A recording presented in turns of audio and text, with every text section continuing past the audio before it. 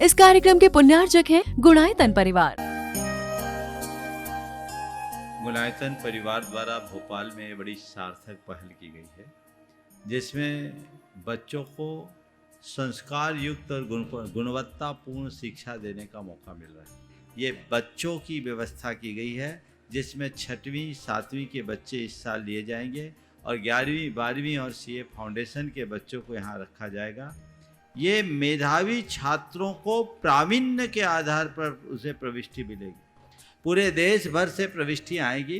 प्रत्येक कक्षा में मात्र 30-30 बच्चों का ही चयन होगा और चयनित बच्चे वे होंगे जो अपनी प्रतिभा के बल पर चुने जाएंगे और उनको एक प्रकार की स्कॉलरशिप दी जाएगी।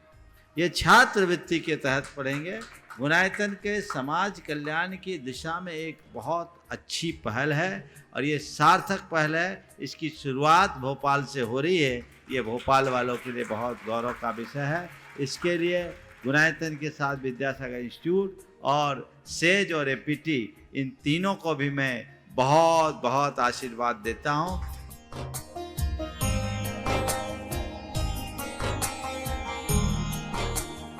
एक आदर्श और व्यवस्थित दिनचर्या का लक्ष्य प्राप्ति में बहुत बड़ा योगदान होता है।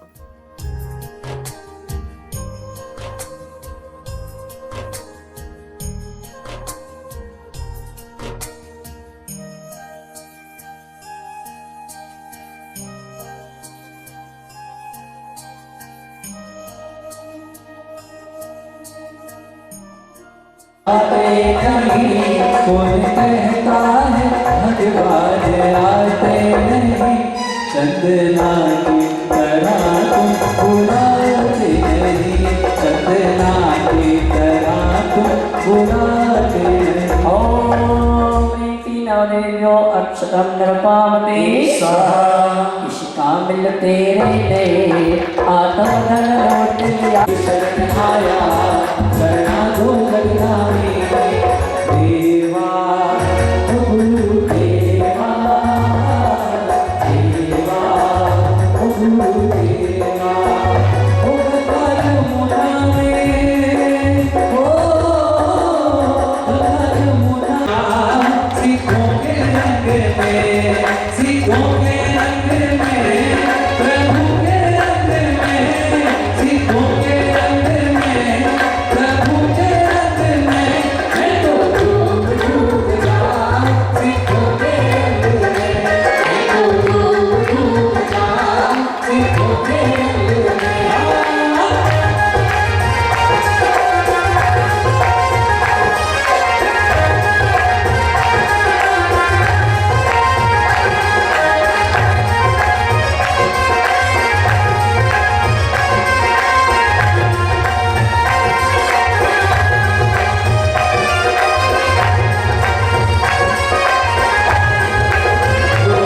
वो सावन का महीना होगा उसमें होगी रातें, सावन का महीना होगा उसमें होगी रातें, तू राती तेरी तोर बहन में, तेरी तोर बहन में हर पल हुए हर चांद आयो रे, सीखों की पूजा कर आयो रे, चांद आयो रे।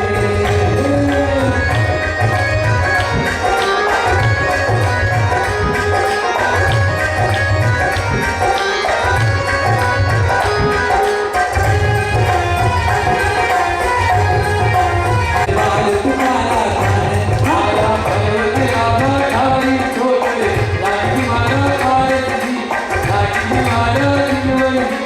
शिष्यनमा ओमरी वरम शिष्यनमा ओमरी वरम शिष्यनमा ओमरी वरम शिष्यनमा ओमरी व शिष्यनमा ओमरी व शिष्यनमा ओमरी व शिष्यनमा ओमरी व शिष्यनमा ओमरी व शिष्यनमा ओमरी व शिष्यनमा ओमरी व शिष्यनमा ओमरी व शिष्यनमा ओमरी व शिष्यनमा ओमरी व शिष्यनमा ओमरी व शिष्यनमा ओमरी व शिष्यनमा ओमरी व शिष्यनमा ओमरी व शिष्यनमा ओमरी व शिष्यनमा ओमरी व शिष्यनमा शर्मा ओम प्रेमस्य शर्मा ओम प्रेमस्य शर्मा ओम प्रेमस्य शर्मा ओम प्रेमस्य देवा विवादे वरणाग्नि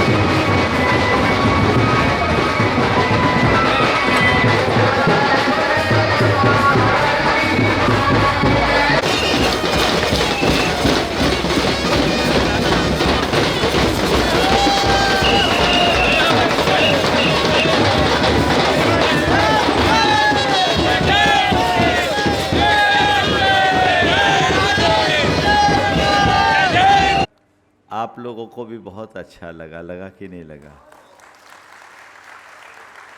अब सवाल है, कोई भी कार्य करते हैं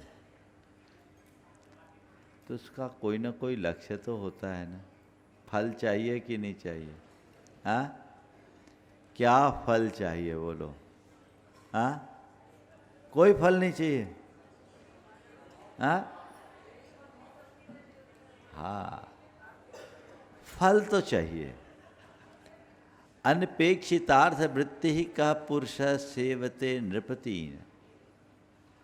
बिना फल की वांछा के कोई कार्य नहीं होता। ये बात अलग है कि कोई भौतिक फल चाहता है और कोई आध्यात्मिक या पारमार्थिक फल चाहता है।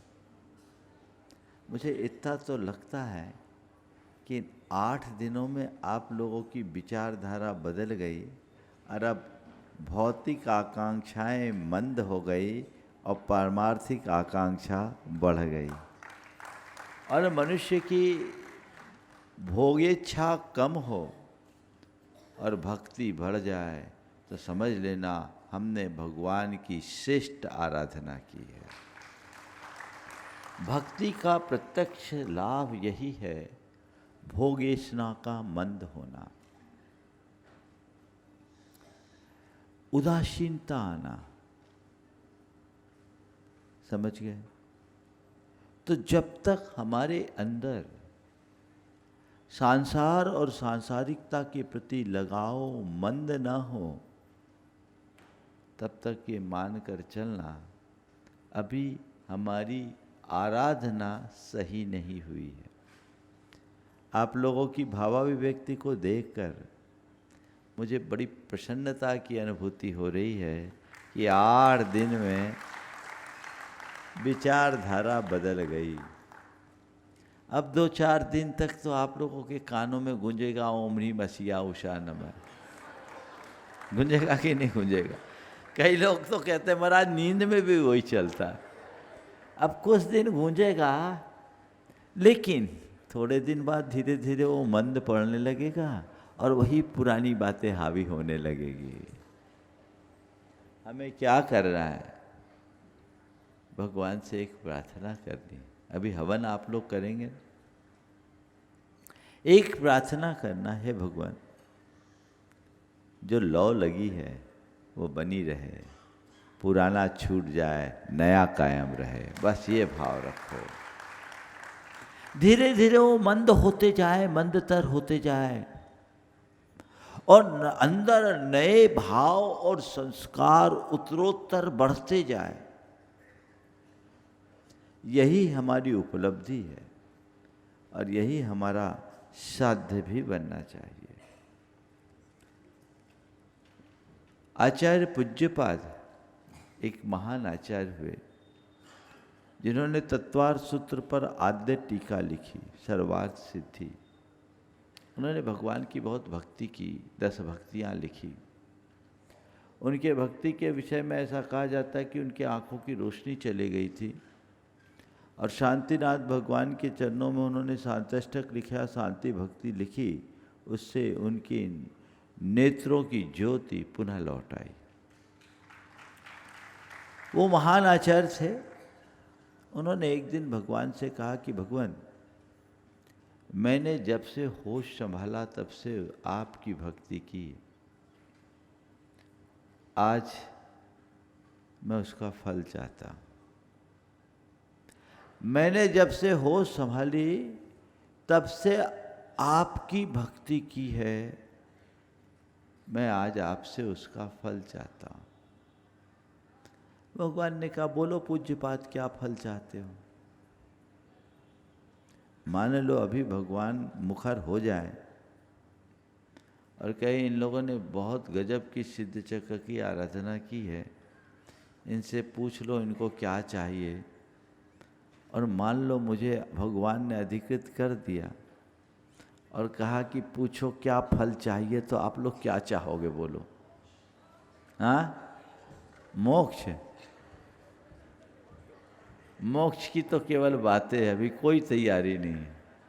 हाँ, ईमानदारी से बोलो, क्या चाहोगे? अभी की तारीख में, अभी के पल में आपके मन में क्या आएगा? जितने लोग हैं ना उतनी बातें आएगी। आएगी कि नहीं आएगी?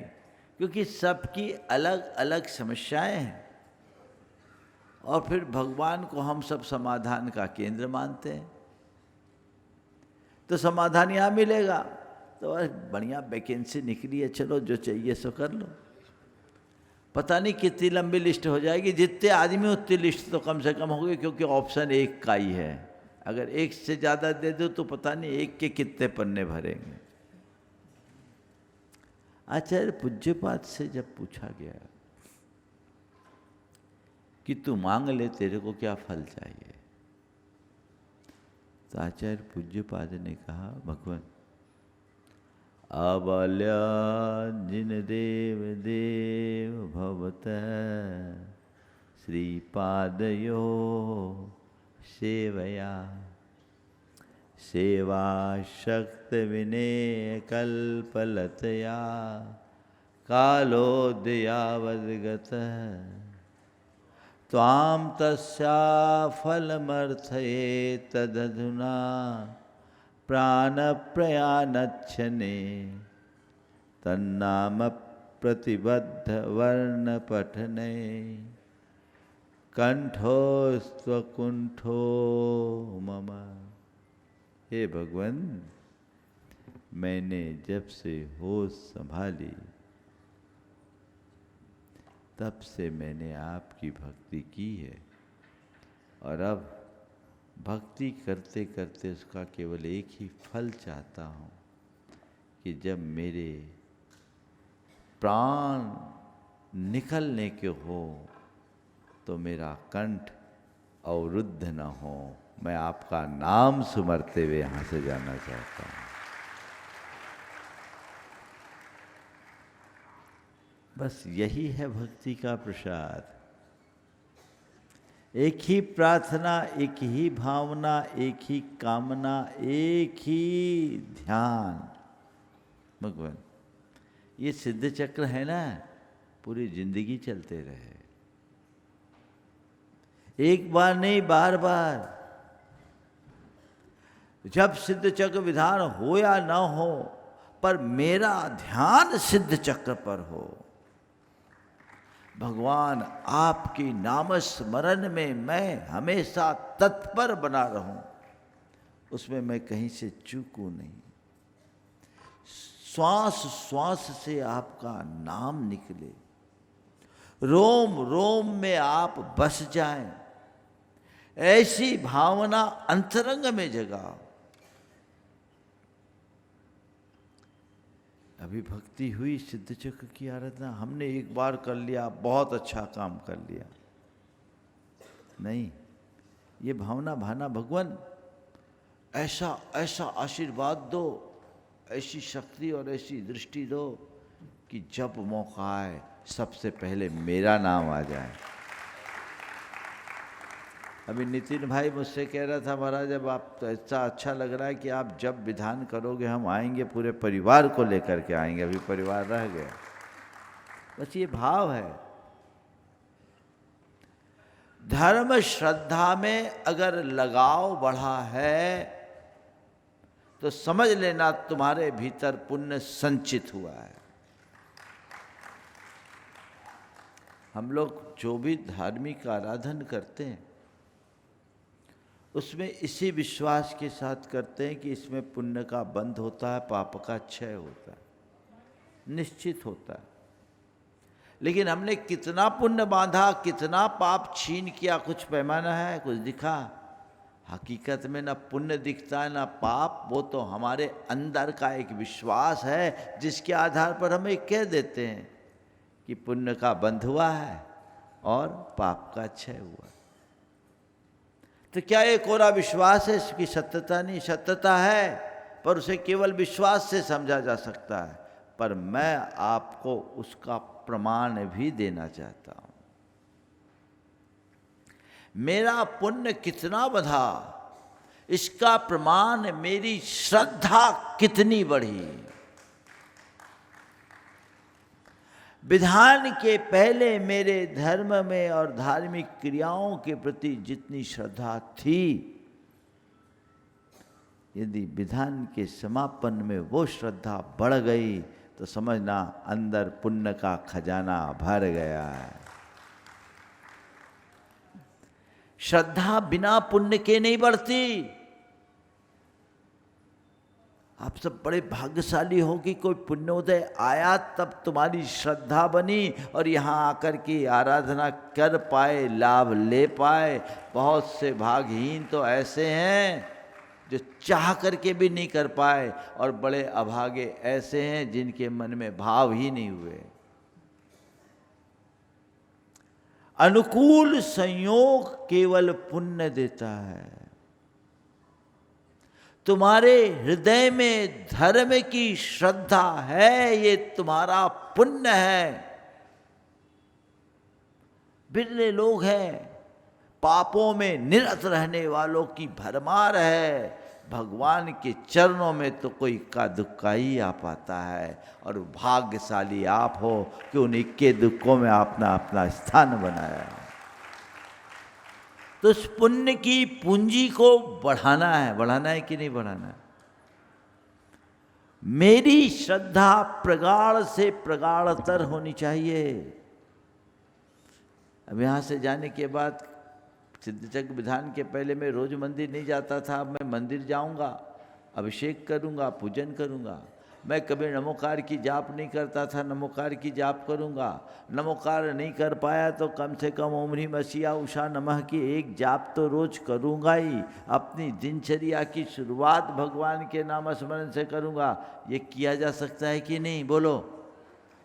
अगर तुम्हारी श्रद्धा अंदर से प्रगाढ़ हो गई तो तुम खुद की प्रेरणा से ये कार्य करोगे।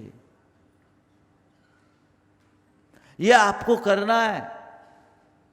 मेरे धार्मिक क्रियाकलाप अब बढ़ने चाहिए, मेरी प्रवृत्तियों में बदलाव आनी चाहिए, क्योंकि सार तो यही है, बाकी सब बेकार है। ये अंदर बैठाल दो। तो पहली बात धर्म श्रद्धा में वृद्धि, और दूसरी बात बुराइयों से विमुखता, बुराइयों का त्याग। आज संकल्प लो, हवन करोगे ना, सबसे पहली आहुति गुटखा निर्वापति स्वाहा, तंबाकू निर्वापति स्वाहा। क्यों पारस, है ना? हाँ, बुराइयां छोड़ो, जकड़े नहीं। केवल धुआं उड़ाने का नाम हवन नहीं है। अपने पापों की आहुति ही वास्तविक हवन है। पापों की आहुति दो, बुराइयों की आहुति दो, जो जीवन को बेहतर बना सके और हम कुछ अच्छा कर सके। ये प्रयास करो। हर व्यक्ति की अपनी अलग अलग दुर्बलता है, प्रवृत्तिगत भी और मनोवृत्तिगत भी। प्रवृत्ति में खान पान में असंयम, व्यसन और बुराइयाँ, और मनोवृत्ति में किसी के अंदर बहुत क्रोध करने की प्रवृत्ति है, कोई बहुत अभिमान से ग्रसित है, किसी के अंदर बहुत लालच है, किसी के भीतर बड़ा मायाचारी का भाव है, किसी के अंदर ईर्ष्या है, किसी के अंदर वासना का विकार है। उनके प्रति जागरूक बनो। अपनी बुराइयों को हमें खुद खत्म करना होगा, कोई दूसरा नहीं। भगवान एक प्रेरणा है, गुरु का केवल मार्गदर्शन और आलंबन है, संबल है। करना तो हमें खुद से पड़ेगा, और जब तक हम खुद के प्रति जागरूक नहीं होंगे, खुद का रूपांतरण नहीं होगा, जीवन का उत्थान नहीं होगा। तो ये चीज़ें अपने अंदर विकसित करनी चाहिए। हम कुछ करेंगे तभी कुछ पाएंगे। भगवान की भक्ति हमने की है, फल हमको मिलेगा। ये भाव अपने अंतरंग में जगाइए। हम जितनी प्रगाढ़ श्रद्धा रखेंगे उतना अच्छा परिणाम निकलेगा। कई लोग हैं जो परिणाम तो चाहते हैं पर लगाना कुछ नहीं चाहते। एक ने भगवान से भक्ति की और भगवान से भक्ति करते करते बार बार गुहार लगा रहा था, हे प्रभु मेरी 1 करोड़ की लॉटरी खुलवा दे, हे भगवान मेरी 1 करोड़ की लॉटरी खुलवा दे, 1 करोड़ की लॉटरी खुलवा दे। बहुत देर से वो रट लगा रहा था। भगवान प्रकट हो गए। उसने कहा भगवान मेरी 1 करोड़ की लॉटरी खुलवा दे, 1 करोड़ की लॉटरी खुलवा दे। भगवान प्रकट हो गए और भगवान जैसे ही प्रकट हुए 1 करोड़ की लॉटरी जैसे उसने कहा मेरी 1 करोड़ की लॉटरी खुलवा दे, भगवान ने एक चाटा खींच के मारा, गाल लाल हो गए। 1 करोड़ की लॉटरी मंगवा रहा, भगवान ने चाटा खेल मार दिया। बोले भगवान मेरा अपराध क्या है? बोले मैं 1 करोड़ की लॉटरी खुलवाने को तैयार हूँ, 1 रुपया का टिकट तो बता, 1 रुपया का टिकट बता। 1 रुपये का टिकट लेगा तो 1 करोड़ की लॉटरी खुलेगी। तुम लोग टिकट लेते नहीं और लॉटरी खुलवाने की बात करते हो। मन में जब तक श्रद्धा की टिकट नहीं होगी तो मुक्ति की लॉटरी नहीं खुल पाएगी। इस बात को ध्यान रखना है, उसको अपने अंदर जगा के रखना है, बना के रखना है। समय काफ़ी हो रहा है, अभी चूँकि हवन भी होना है और श्री जी की शोभा यात्रा भी निकलनी है, इसलिए मुझे अपनी बात को समेटना है। प्रवचन तो रोज़ होते रहते होंगे, कल सोमवार है, उसके बाद परसों से पुनः चालू होगा, लेकिन ये विधान बहुत अच्छे तरीके से संपन्न हुआ। हमारे अभय अशोक भैया, अभय भैया, इनके निर्देशन में आप लोगों ने विधान को संपन्न किया और बहुत भक्ति भाव से सब कुछ निराकुलता के साथ संपन्न हुआ। एक बार आप लोगों को इनका जोरदार अभिनंदन करना चाहिए। जितने भी विधान में सहभागिता ले रहे हैं, ये नहीं आते तो विधान कौन कराता? तो एक बार इन लोगों के लिए भी तालियां बजाते, है ना। और इस विधान में कमेटी ने बहुत ही अच्छी व्यवस्था की, इनका अभिनंदन कर दो। और इसमें भी एक टीम का उल्लेख करना चाहिए जिनने आपकी रसद आपूर्ति की, भोजन व्यवस्था वाले। वे जितने भी लगे हैं ना, वो तो वहीं लगे रहते हैं, बाकी लोग तो थोड़े बहुत मंच में भी आ जाते हैं। तो एक बार भोजन व्यवस्था की पूरी टीम, जिसमें मुख्य भूमिका भाई संदीप गोधा की है, मुझे नहीं मालूम और नाम में कौन कौन है, लिस्ट मेरे पास नहीं है, पर मैं चाहूँगा पूरी भोजन व्यवस्था की टीम, जिनका नामोल्लेख हो या ना हो, सबको आशीर्वाद, मैं पूरी कमेटी को आशीर्वाद देना चाहूँगा। इन लोगों ने अब तक जितनी भी व्यवस्थाएं हैं, सारे लोगों ने तन मन धन से बहुत उत्तम कार्य किया है। इनको बहुत बहुत आशीर्वाद। जितने लोग भी प्रत्यक्ष अप्रत्यक्ष रूप से इस विधान में सहभागिता दिए हैं, सबको मैं आशीर्वाद देता हूँ इस भाव से कि हमारी श्रद्धा और प्रगाढ़ हो। और इस विधान की असली ताकत क्या थी बताऊं? इस विधान की असली ताकत क्या थी? इस विधान की असली ताकत पूरे संघ की विशुद्धि थी, पूरे संघ की विशुद्धि। कितनी भक्ति और कितनी विशुद्धि के साथ आपने देखा। माइक पे भले ना आ पाए, पर इन लोगों की जो भाव भक्ति, चिद्रूप सागर जी ने तो पूरे 1.25 लाख जाप कर लिए। आज 3 उपवास के बाद उनकी पारना है। यही विशुद्धि काम में आती है। तो बस ऐसी विशुद्धि भक्ति बनी रहे। इस पूरे कार्यक्रम में आप सबको उन सब के प्रति आभार प्रकट करना चाहिए जिनने प्रत्यक्ष या अप्रत्यक्ष रूप से आपको सहयोग दिया, जिसमें जिन पुजारियों ने आपकी द्रव्य व्यवस्था की, जिनने इस पूरे के पूरे कार्यक्रम का पूरे विश्व में प्रसारण किया, पारस चैनल, प्रमाणिक है, पूरी टीम,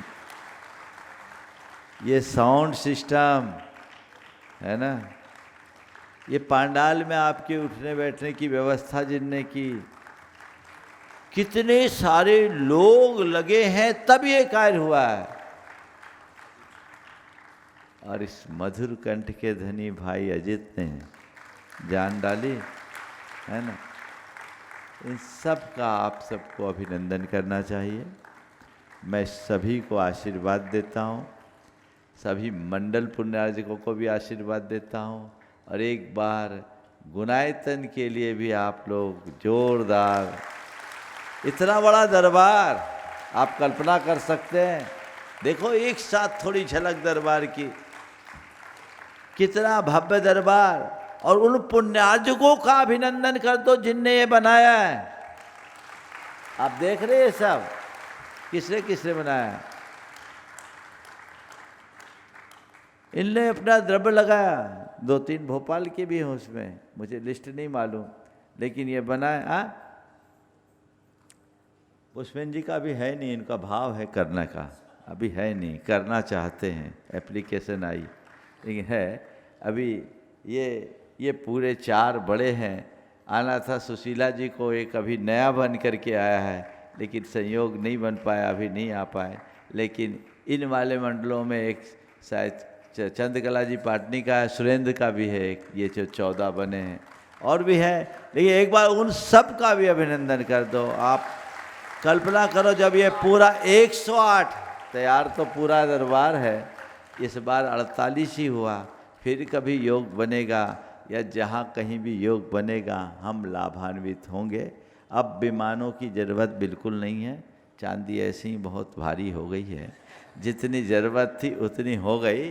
अगर किसी की कोई इच्छा वांछा हो तो उसकी दूसरी व्यवस्थाएं अभी जो रिक्वायरमेंट है वो करा जा सकता है। उपकरण वही दो और उतना ही दो जितने की आवश्यकता है ना। अपने पास पूरी पर्याप्त है व्यवस्था, इसलिए पुष्पेन जी आपकी खबर मेरे पास आ गई है, लेकिन अभी उसकी आवश्यकता नहीं है। फिर कभी ज़रूरत और कोई निमित्त में होगी तो देखी जाएगी। मैं सभी को आशीर्वाद देता हूँ। एक मंडल पूरा कत्था वाला परिवार का है, इनने हमेशा करते हैं, योगदान इनका है।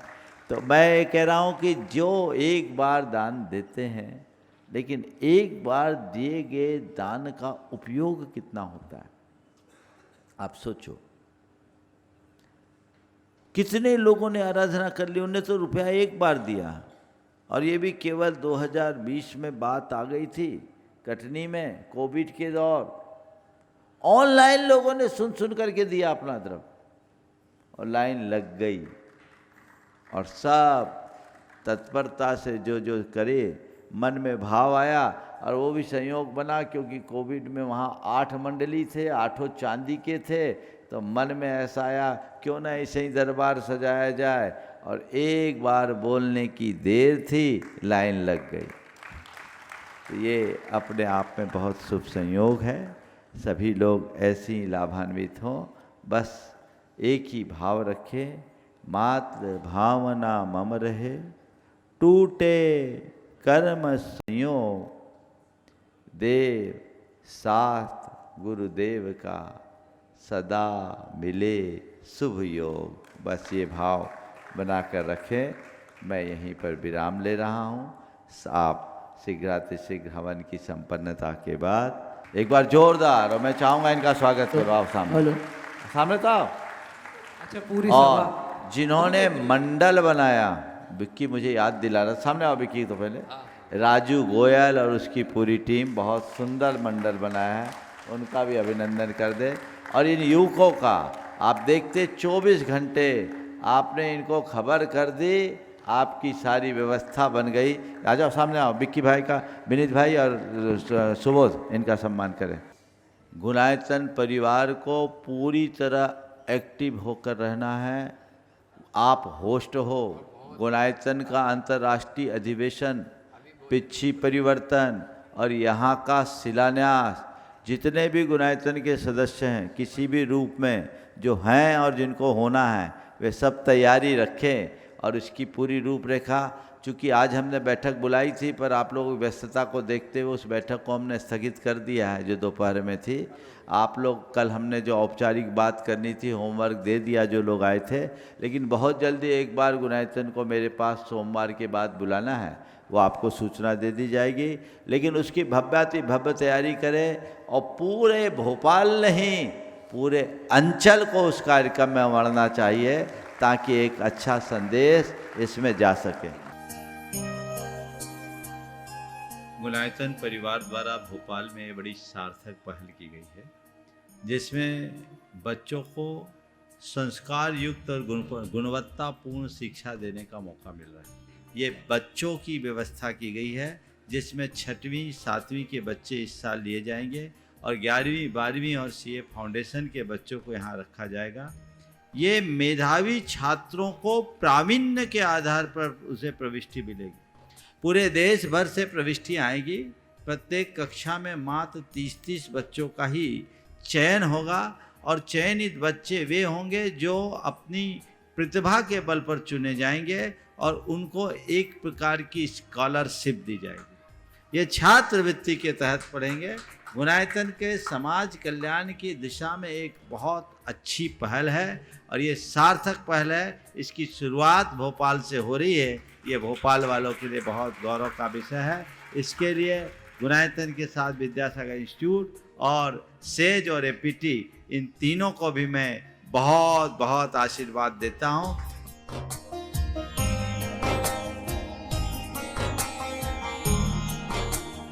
एक आदर्श और व्यवस्थित दिनचर्या का लक्ष्य प्राप्ति में बहुत बड़ा योगदान होता है।